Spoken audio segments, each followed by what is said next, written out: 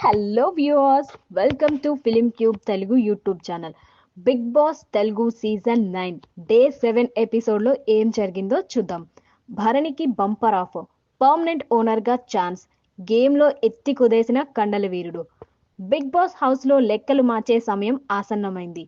ఇప్పటి వరకు కామనర్లను ఓనర్లుగా, సెలబ్రిటీని టెనెంట్లుగా ఉంచి హౌస్లో గేమ్ ఆడించాడు బిగ్ బాస్. అయితే ఈ వారం నుంచి ఆ లెక్క మారింది. శనివారం నాటి ఎపిసోడ్లో టెనెంట్స్ నుంచి ఒకరు పర్మనెంట్ ఓనర్గా మారే ఛాన్స్ కొట్టేయబోతున్నారంటూ నాగార్జున చెప్పిన సంగతి తెలిసిందే. దాని ప్రకారం ఆదివారం ఎపిసోడ్లో ఒక ఫిజికల్ టాస్క్ పెట్టి దాని ద్వారా ఒకరిని పర్మనెంట్ ఓనర్గా సెలెక్ట్ చేశారు. మరి అది ఎవరు, టాస్క్ ఎలా జరిగిందో చూద్దాం. ఏహే, ఇప్పటి వరకు మనం కామనర్లు అంటూ కాలర్ ఎగరేసిన అగ్ని పరీక్ష బ్యాచ్కి నాగార్జున దగ్గర నుంచి గట్టిగానే అక్షింతలు పడ్డాయి. ఒక్క జవాన్ పవన్ కళ్యాణ్ని మినహాయిస్తే ఒక్కరిని కూడా నాగార్జున వదల్లేదు.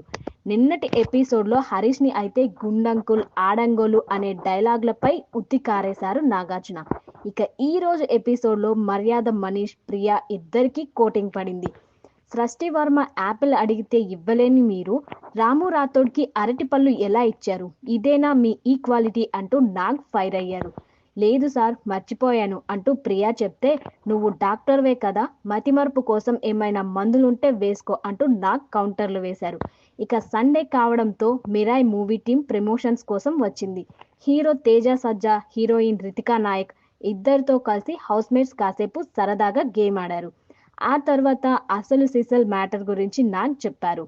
టెనెంట్స్ నుంచి ఒకరిని పర్మనెంట్ హౌస్ ఓనర్గా సెలెక్ట్ చేసేందుకు ఒక టాస్క్ జరిగిందని ఆ వీడియో చూపించారు.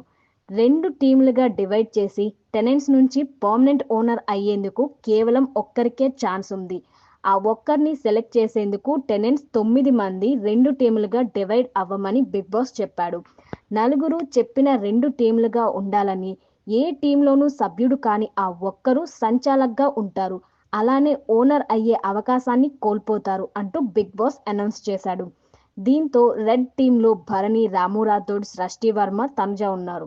బ్లూ టీంలో సంజన, ఎమాన్యుల్, రితు చౌదరి, సుమన్ శెట్టి నిల్చున్నారు. ఇక ఎక్స్ట్రా అయిన ఫ్లోరా షైని సంచాలక్గా ఈ టాస్క్ నిర్వహించింది.